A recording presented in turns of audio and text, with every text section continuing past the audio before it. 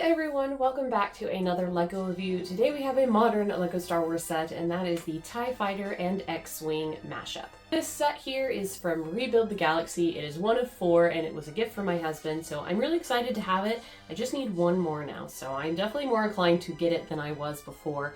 And I feel like they're really primed to have some more sets coming out maybe for the new year or beyond, because we had that season 2 of Rebuild the Galaxy. So let's go ahead and get started with this review. We will take a closer look at the box. So this is set 75393 TIE Fighter and X-Wing mashup.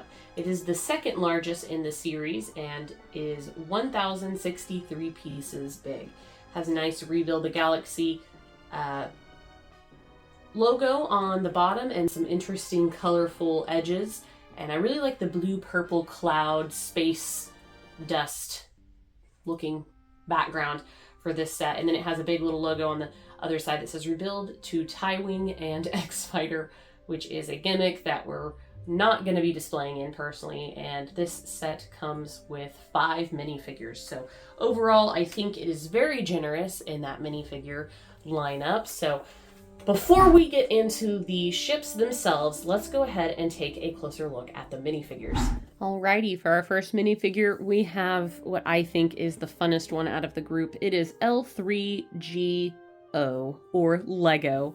Some people joke and call him like the McDonald's astromech because the color's the same, but Lego intended for him to be a Lego colored and themed droid, which is fun. One thing I like about this Rebuild the Galaxy is they just are not afraid to like be silly and joke at things that normally are a little bit more serious. And so yes, they have made a Lego themed astromech droid, which for me is the highlight minifigure of this set. It's very cool.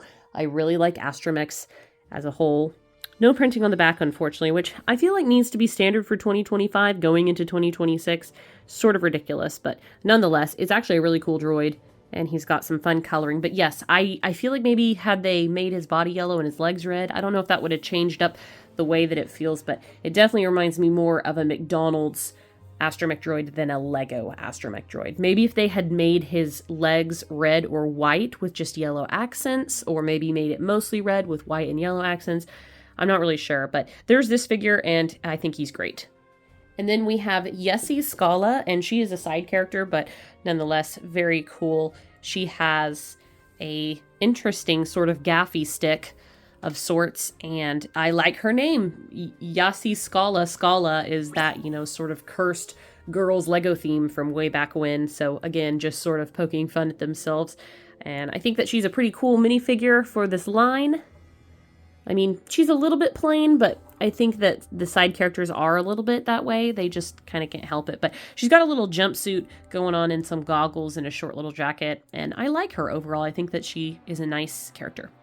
And here we have, this is the main protagonist of this show. This is Sig Griebling, again with his last name being like Lego Griebling, specifically found often with Star Wars. Is pretty funny. He has a very interesting shepherd's hook. Not a huge fan of those builds, but he also has, I think that's like the cornerstone brick, if I'm not mistaken, and he definitely looks more plain than Yessie, but overall, there he is. He just sort of blends in. I mean, I wouldn't be able to pick him out as a Star Wars character without knowing that he's already in this set, so I guess take that as you will, but nonetheless, there he is. Again, I really like the fact that it does come with 5 minifigures, so I'm not going to complain too hard. Here we have an X-Wing pilot. He looks great. Again, he's got the sort of yellow, white, and red helmet like his astromech droid. I think that that makes them a really good pair.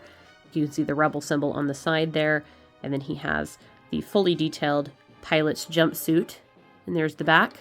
And he does have a secondary face of more concentration. Not sure if we've seen this face before or not. I'll have to look it up.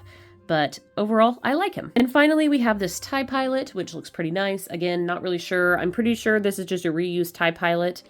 We have a female face. She looks like the Inferno Squadron leader, in my opinion. But I'm pretty sure we've seen this TIE pilot uniform. It's nothing new, but again, glad they included it. Definitely necessary for the ships that come in these sets. Alrighty, and here we are with the TIE Fighter and the X-Wing. And honestly, I'm impressed. I really kind of brushed off this set when it initially came out. I wasn't a big fan of the gimmick, though for kids it might be fun. But standalone, when you don't like screw with them, they're really quite cool. I actually don't have a standard TIE Fighter, which is, I know, kind of ridiculous. And they just are getting smaller and smaller these days. So I'm like, I need to get one before they're tiny. They already are relatively small compared to like Solo's TIE Fighter, but I don't have a standard one. So I wanted to get it because I got pretty much all the other TIE Fighters.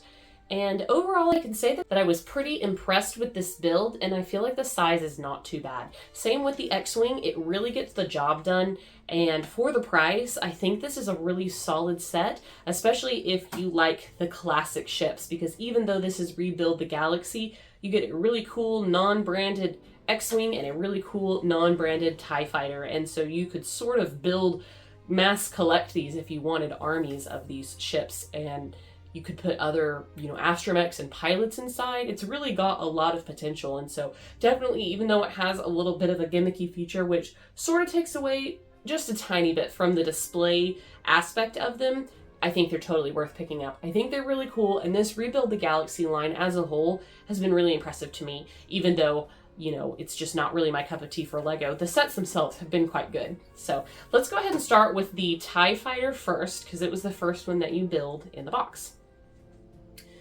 So we have totally brick-built wings and just a couple of stickers. These pieces are printed right here in the center.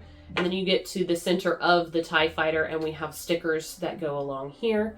And I really like the window for the TIE Fighter. I think they did a good job with the black behind the view window. It just makes it sort of ominous, like somebody could be inside, but it's too dark to see. Though I do miss kind of how it looked when you could see the TIE pilot inside. But I think long are those days past. So that being said, there are a couple of stickers on the back that I just noticed, some like light stickers, and then you have spring shooter things here, which I never load personally. And then inside the cockpit, we have a spot for our TIE pilot, and they fit in there just perfectly, in my opinion. There is plenty of room. I've definitely seen TIE fighters done smaller, and so they had plenty of room in this, and I don't have too much of a gripe for it. Again, since this is my first TIE Fighter, I don't feel like I need to be super nitpicky about it because I'm just happy to have it.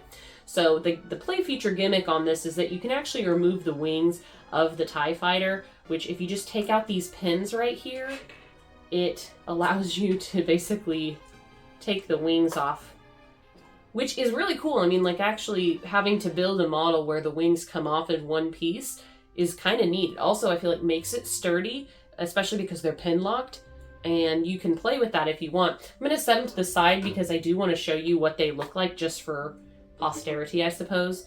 And so otherwise you just have a little TIE Fighter ball here. I'm going to stick those probably right there. So moving on to the X-Wing, and again, I really like this ship. I think it's a decent size. We get some landing gear underneath, and the wings are able to, do their foiling. Though it's got a really weird function. I'll show you in just a moment. But not too many stickers on this, just on the wings a little bit at the top here. And then the way they made this nose was very interesting to me. My main thing that I find very strange is on the nose we have these sections here and they wobble just a little bit.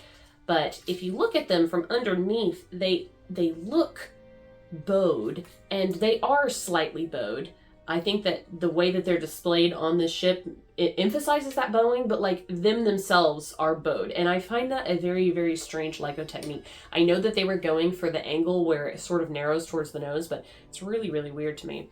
Other than that though, we have the cockpit, which a pilot can fit in. We have a small little computer in the front, and you got to be careful with this pilot. I tried to put him in initially at first, and I couldn't get the cockpit closed, so you kind of got to like wedge his legs up underneath and he'll fit. So these cockpits that they do on these ships these days are just so much smaller than they used to be.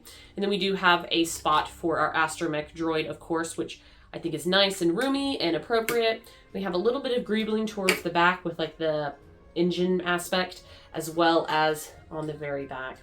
So here are the engines as well. They look pretty nice. And one thing I'll note before I fold in the engines is the landing gear is very interesting. It actually folds completely backwards. I've never seen landing gear like that, but it gets the job done. It gets the landing gear out of the way, though you can see this top one right here. It is what it is. And then these fold closed, just with the force of your hand. And it's very strange the way they're built. They actually can overextend themselves. So you could get that range a little bit wider than intended. Though I don't think it looks horrible. But yeah, you can overextend these just a touch. I like them where they're a little bit narrower, like the more natural, just single. But yeah, you can really, you know, fold them up like that. That's where you can see it the most. It's sort of goofy, but these wings are held in place the very same way with the pins underneath. I'm not sure why this engine keeps falling over, but if you remove the pin, it allows you just the very same way to take off the wings. So the engine was user error. I was actually missing a stud that helped it stay in, so shouldn't be a problem again. But as I was saying, you just take the pins out, and now I'll show you how you can make it into, what they call it, an X fighter and a tie wing or something like that. So just like that, you can just trade them out. And we'll see how it works with the landing gear. I feel like the landing gear is not gonna work out anymore, but easy for kids to do. I definitely think that, you know, a 10 or 11-year-old would be able to do something like that. And I guess it's really just for playing because you're, well, oh, okay, it does stand, never mind. I take that back. That is bizarre. That's for sure. So there's that, and let's go ahead and do the TIE Fighter because why not? That is so goofy. It's a fun gimmick. I mean, it's not something that I'm ever going to do outside of this review, but I like that it does that. I mean, it's very creative. You can't say that there's no creativity in this set. And since it's not like directly a Star Wars movie set, I feel like it's actually relatively affordable. That's stupid. I love it though. That's so funny. I mean, it works. I didn't think that I would find that as amusing as I do. That is so goofy. Now I feel like I need to retake my thumbnail picture because this is wild here. Anyways, so that's basically the review, guys. I hope you enjoyed. Let me know what you think about this wacky set in the comments below. And until next time, I'll catch you later, guys.